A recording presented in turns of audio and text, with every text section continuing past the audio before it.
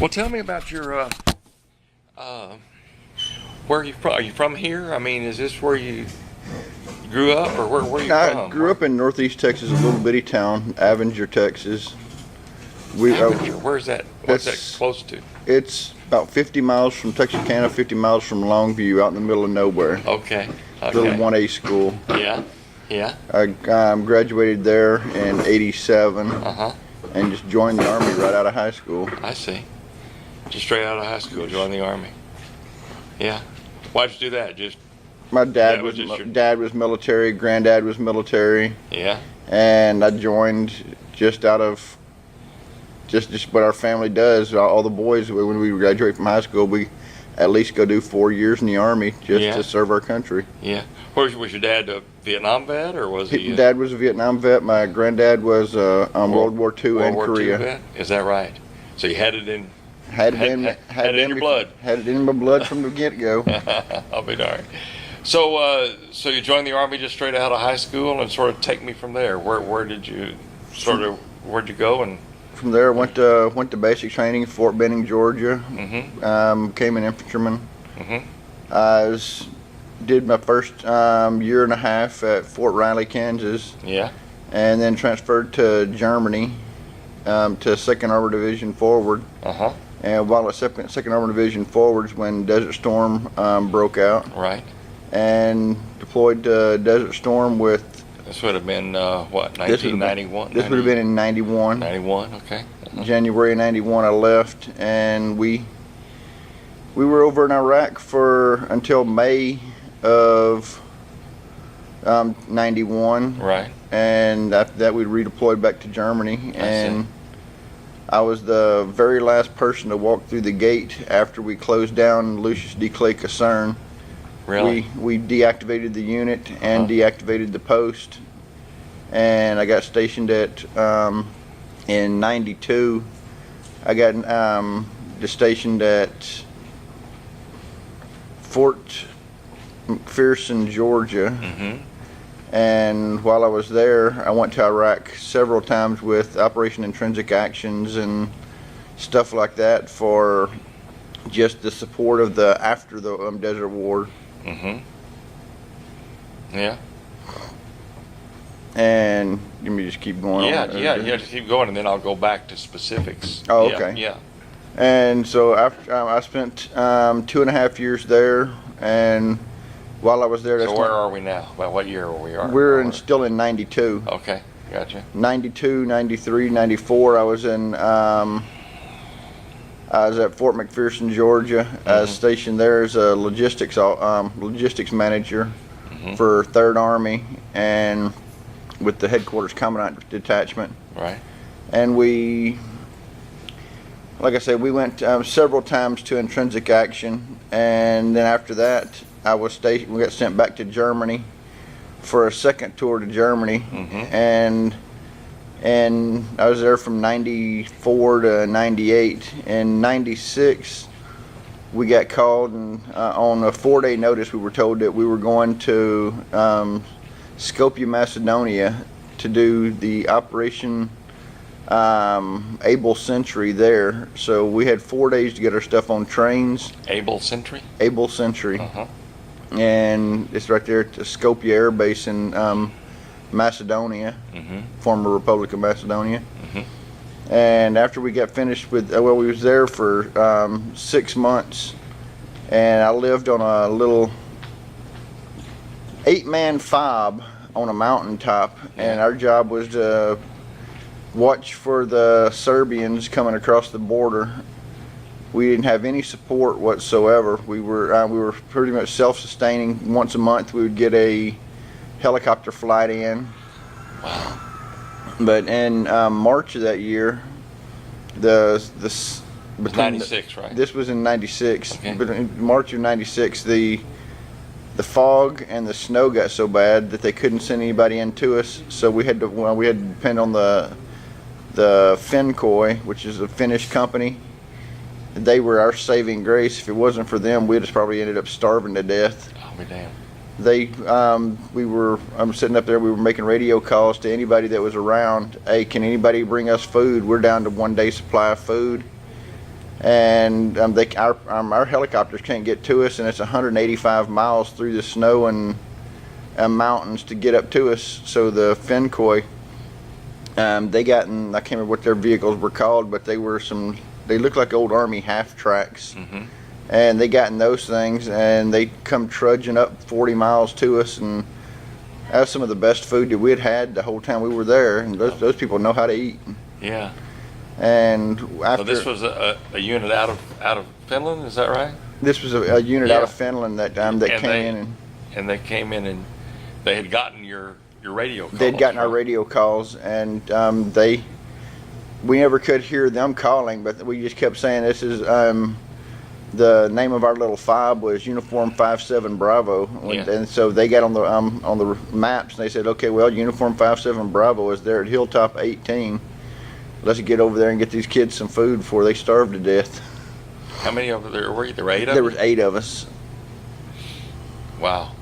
So you had no idea they were coming? We had no idea. When they showed up, it was a godsend. We had no clue that they were on the way until we were. Or that anybody was on the way. No, as far nobody. as you were concerned, no one was hearing you? Yeah, we were getting ready to get in our. We had Humvees, and we were getting ready to get in our Humvees and try to dig our way out. And we were sitting there with over 70 inches of snow on the ground. Oh my gosh!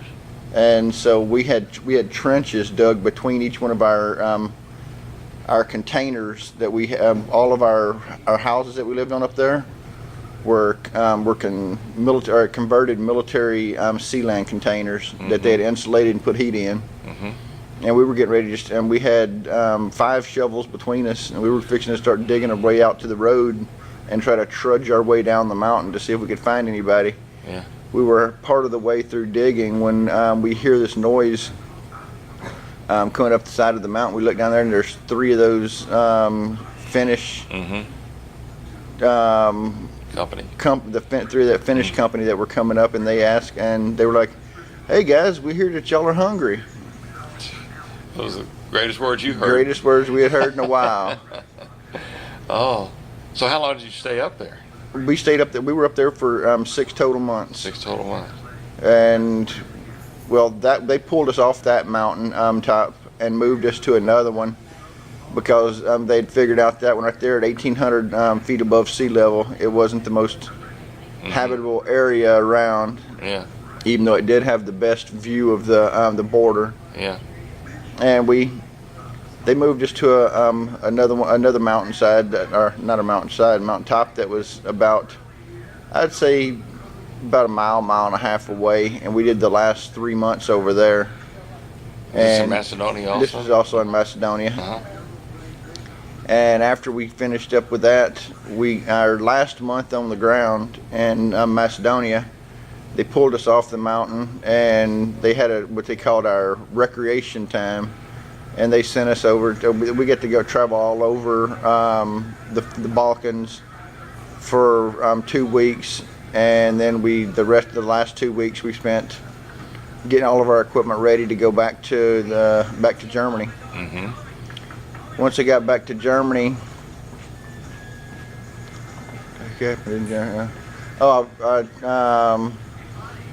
and just spent the rest of my of 97 and 98 in Germany with nothing major going on, just normal deployments to Grafenwehr and the normal training up and everything.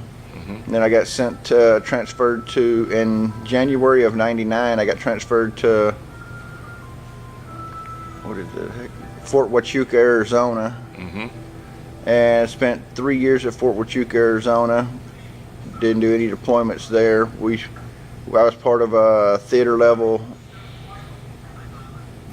signal battalion that we did presidential details. We had different companies that would go. I spent 2.5 months living at just outside of Washington, D.C. We were doing presidential communications detail, making sure that anywhere he went, he could talk to the world. We had direct line satellite links to the to Air Force One when he was in the air. With President Clinton, right? This was with President Clinton. Right. But yeah, he was got to meet President Clinton actually. He gave us, him and one of his Secret Service agents gave us a tour of Air Force One, and because he wanted us to see all the different kinds of communications equipment that they had. And that is an amazing bird. Oh, I'll bet it is. That is one amazing aircraft. Right. Now, this was 99? This was in 99. Yeah, okay. 99 to 2001. When he went out of office? When he went out of office. And so then, you were there in Washington all the way up until off and on, all the way up until inauguration. We were stationed at, like I said, we were stationed at a Fort Huachuca, but we did rotated different platoon size elements up there, so everybody got a chance to work with the president. Yeah. And then in 99, or I'm sorry, in 2001, I got transferred to this area as a supply sergeant and a military advisor for the Corps Cadets Company L1 and Parsons Mounted Cav. Okay. And spent. Was this the first time that you'd come to Bryan College Station? Was that true? Oh no, I'd been a long time Aggie fan. I used to come down here. My granddad used to drag me kicking and screaming to Aggie games. Okay. Because I didn't like to drive down here. Okay. But this is the first time that you come down here to. First time I come down here as a resident.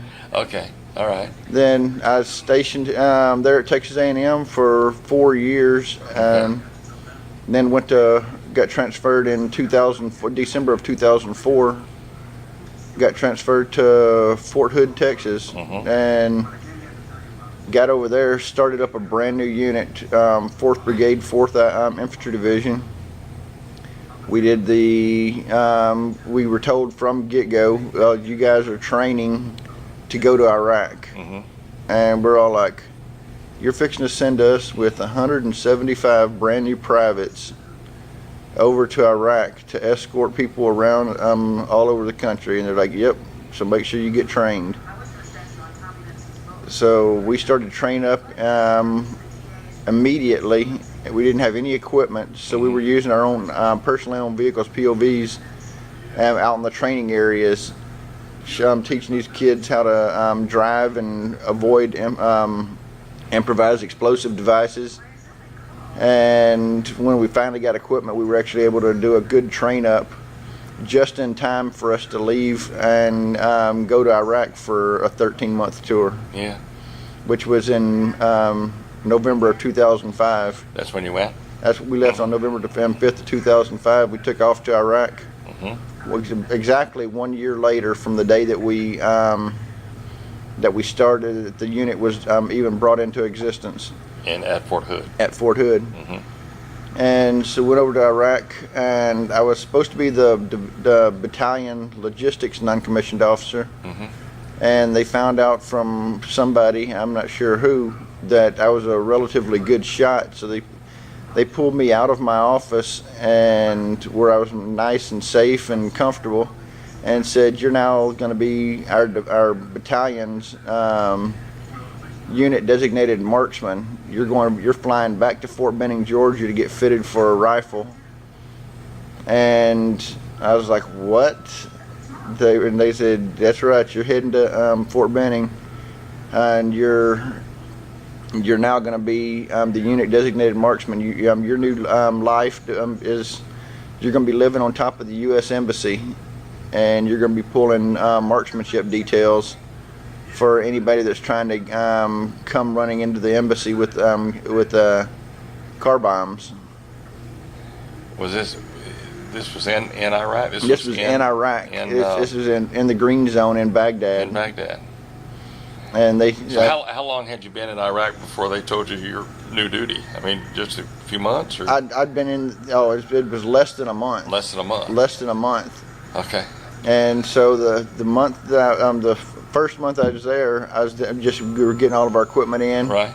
And then that's when they told me, they said, hey, Sergeant Youngblood, Your new job is going to be as the unit designated marksman. You're moving over to the embassy compound, and that's where you're going to live at.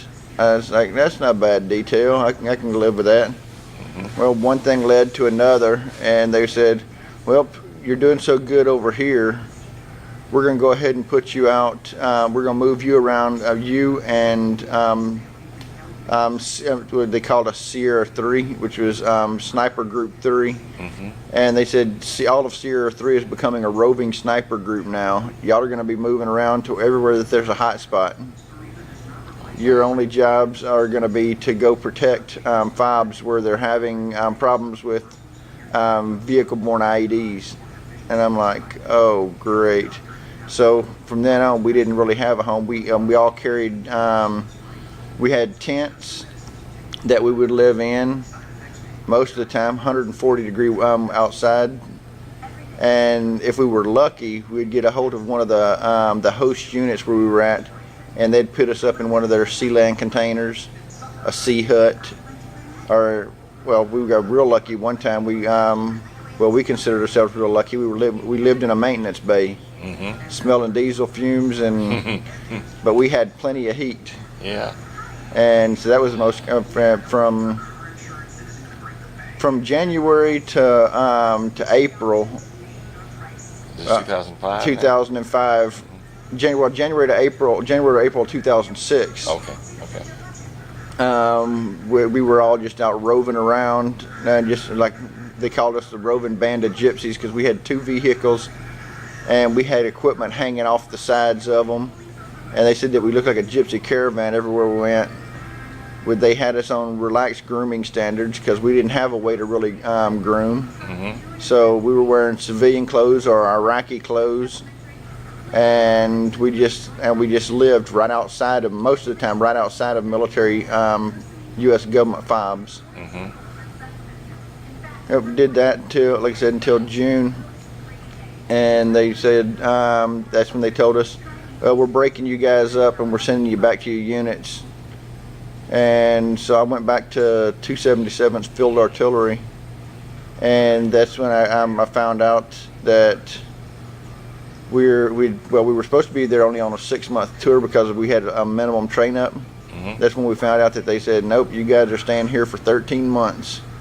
So I came back home on leave, did 2 weeks of vacation here at the house with the family, went back over to Iraq, and it was pretty uneventful, which was a godsend. I did the last 5 months of the tour over there, and it was just normal day-to-day escorting government convoys from one place to the other, over to the Ministry of Defense, Ministry of Interior.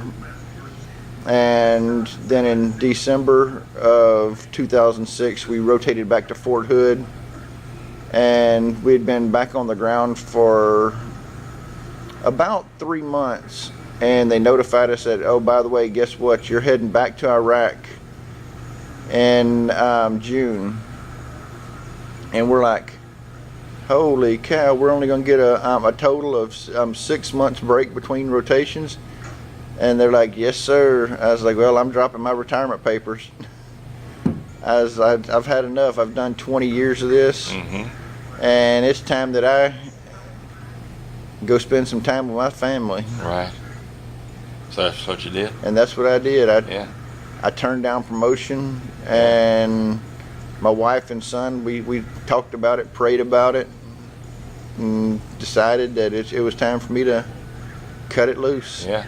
So that's good what I for you. did. And that's what you did. And that was in 2000. That was 2007. 2007. It was November the 1st, 2007. Yeah. So because you'd already been in what, three wars and three wars and several major conflicts in between, just with the intrinsic actions. Yeah, and not to mention lost on a mountaintop in Macedonia. Goodness gracious, what a story! What a story! What the roving sniper outfit? pretty hairy experiences there, I guess. There was quite a few pretty hairy experiences.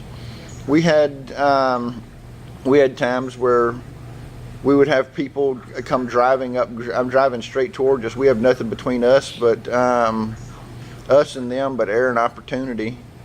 And they'd come running straight at us at 65, 70 miles an hour, and they wouldn't allow us to shoot the drivers. We were supposed to shoot the vehicles to disable them, because we wanted to be able to, because if you shoot the driver, then you've got a vehicle that's out of control, and you don't know where it's going to hit, so you shoot to hit the engine block, take out the vehicle and try to get it stopped before it can get close enough to detonate. We also had, when we were in our vehicles going from place to place, it was getting pretty hairy, because they were the Iraqis. They look for small convoys, because it's an easier target. And well, being only a two vehicle convoy, which for most people, most of the other units, it was a minimum of a 3 vehicle convoy, and we were a 2 vehicle convoy. So what they did was, we got targeted quite a bit, and on May the 14th of 2006, we got hit, and that was I always call May the 14th the happiest day of my life and the saddest day of my life. It was the day that my son was born in '91, and then it was the day that I lost 4 of my soldiers in Iraq. They were hit by an IED, and it destroyed their vehicle. Yeah. And they were all 4 killed instantly. Wow. So it was. Yeah. There was quite a few hairy days. Yeah. It was just, but that was the one that just really sticks out in my mind. Right. Desert Storm. So where were you? Were you there on the invasion day? Yes. During the invasion, I was with 4th of the 3rd Field Artillery. I did a lot of time with Field Artillery units for some reason. I guess the government decided that I liked those gun bunnies. But we did the 8-hour prep fire on the invasion when they were getting ready to breach the berms. The unit that I was with, we were the heavy artillery battalion to fire anywhere from 5 to 18 miles inside the border, to give our guys time to get through the berms and to get up there to start fighting the Medina Republican Guard. Once the breach had occurred, we all went forward. We followed 5 kilometers behind the main body of the expeditionary force. So we didn't get to see, don't say can't get to see, didn't get to see, we didn't have to see all the carnage and everything that was going on up in the front lines. Right. So that night that everybody remembers of the invasion, and with the Scuds and all of that, and when CNN was on all night long and all that kind of stuff, so you were coming into country at that time, or you were part of the? I was part of the invasion force. Right, part of the invasion force. Right, we were the 3rd. There were 11 divisions that went through the berm, and we were part of the 2nd division to go through the berm. Yeah. I was with 1st Armored Division, 2nd Armored Division forward, but we were only a 1 brigade unit, so they stuck us with, or they attached us to 1st Infantry Division, and we went. We did all of our maneuvers and everything with 1st Infantry Division. Right. So, now were you at Kosovo also? I was not Kosovo. Not Kosovo. I was in Macedonia. Right. So from '87 to 2007, you were 20 years. 20 years. Army. Yeah. 20 years, 27 days. What have you been doing since 2007? I've retired. The VA retired me at 70% disability, and so I've held a couple of just odd and end jobs. I'm living the retired life right now. Yeah. Yeah. I mean, Talk about your disability. Well, I'd rather not. Okay. Fine. No, that's fine. That's great. I respect that. I respect that completely.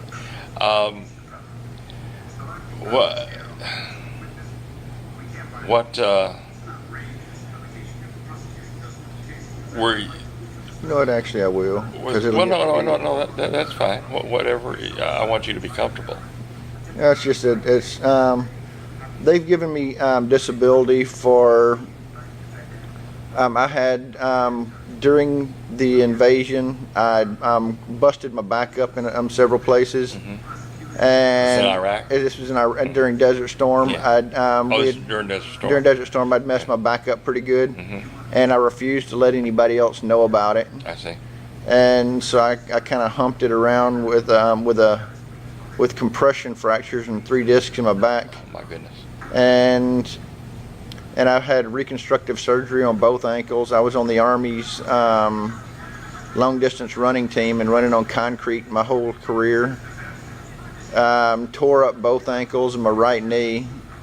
So they did reconstructive surgery on them. And then the main part of my disability is that I've got what they consider medium to extreme post-traumatic stress disorder. And that comes from the loss of my the day that on May the 14th when we got hit by the IED. Right. And so I get to go see my psychiatrist and visit with the other veterans. Right. That's one of the main reasons that I decided I wanted to go ahead and talk about it, is because maybe there's other veterans out there that don't want to go see anybody else. Yeah. Right. They don't want to talk. They don't want to talk about it, and I can tell them. I'm a prime example. For the first year and a half after I got out of the Army, I lived with it, and I figured, I can deal with this on my own. Yeah. But it gets to be where you can't, and so all these young guys coming back from Iraq now that are trying to be hardcore and be overly proud, don't want to admit that there's anything wrong. I'm a prime example. I did it for 20 years, and now I'm calling out to them, hey, if you feel that you've got something wrong, you probably do. Go see somebody. Right. Well, that's a wonderful give back that you are, because there probably are many like you who come back saying, I can handle this. I can handle this with my family and stuff like that, because as far as I'm concerned, it's the same kind of disability as you have with your ankles and your back. I mean, it's something that there's professionals out there that can help you with, and fix it. Yeah, exactly. I have a father-in-law who's still alive, who probably never got it diagnosed, who has been. Well, there's physically things wrong with him now just because he's gotten so old, but for years he essentially could not communicate. I mean, he was sick all the time. He was just, he wouldn't do anything. He just allowed himself just to wither away. And that's he was in World War II. Yeah, and his job in World War II was to drive a Jeep in the Philippines, picking up bodies. That was driving a truck, picking up bodies, or picking up wounded, picking up bodies. That was his job for 3 years in the Pacific. And he never talked about it or anything, but I'm convinced that he was PTSD. So I believe it's true. Yeah. That's one of the things, like you were saying about the withering health and stuff like that. That's one of the biggest undiagnosed or underdiagnosed symptoms of PTSD is a lowered immune system. Yeah. Oh yeah, exactly. It'll make you sick. It just makes you sick. The depression and everything else just makes you. Right. You just stay sick, and you feel sick all the time, whether you are or not. It's just your whole immune system is just completely your body is your complete chemical imbalance. Right. Well, it's just a fascinating story, and what I want you to do, what I'd like for you to do when we do the show, is do exactly what we're doing now. We're going to. You've seen the show before. Oh yeah. We'll be sitting, in 2 chairs just like that, and over about a 28.5-minute period of time, I'd like for you to, we'll get into a little bit more specifics now that I don't want to. I want you to, tell me then, and I'll just sort of lead it along. But I just like you to just sort of tell your story, kind of like you've done it right now, and that's what we'll do. Okay. You got any photographs or anything like that? Yeah, I've got some. I'm gonna email them to you. I've got them on the computer back here. Email them to me. Okay. Let me give you my email address. I've got it. You have got it. Okay, yeah, email them to me. That'd be the best way and all that. And I'm sorry about this week, but they emailed me yesterday and told me that they had a conflict. So we'll do it at 2:30 next Thursday. A week from this Thursday. Okay. And it's at KAMU. You know where that is on campus? Right. That's right there. It's Houston Street that goes into campus where the former students building is, right there off of Georgia Bush. Mm-hmm. It's that 1-story building right off to the left. About a half a block in, the 1-story building. That's where KAMU is. Right across the street from where the helicopter. Yeah. Kinda. Yeah. Sort of. Yeah, right across the street. You got Coke Street. And Houston Street is the street that goes into campus there, right between the Foundation building and the former students building. And right there on the left, 1-story building says KAMU. It's an old 1-story building. And if you'll pull into the parking lot, which is right at you're going down, here's the building, and you pull in the parking lot right after the building, right immediately, and then do a U-turn to your right. You can park. There's about 4 or 5 parking spaces right there facing the street that say authorized vehicles only, and you can park in one of those spots. Okay. They won't screw with you. Okay, they're right there by the street. So you pull into the parking lot, just U-turn around to your right, you'll pull right into a parking space, and then you can just go right in the front door. Okay. And we start filming at 2:30. I'm usually there around 2:15. And we just sit down and we just tape it straight on through, and we just get it done. And email me some photographs, pictures that you're in, or something like that, or whatever. That'll be good. Thank you for your service, Keith. Yeah, thank you very much. Man, I appreciate it. It's just a fascinating story.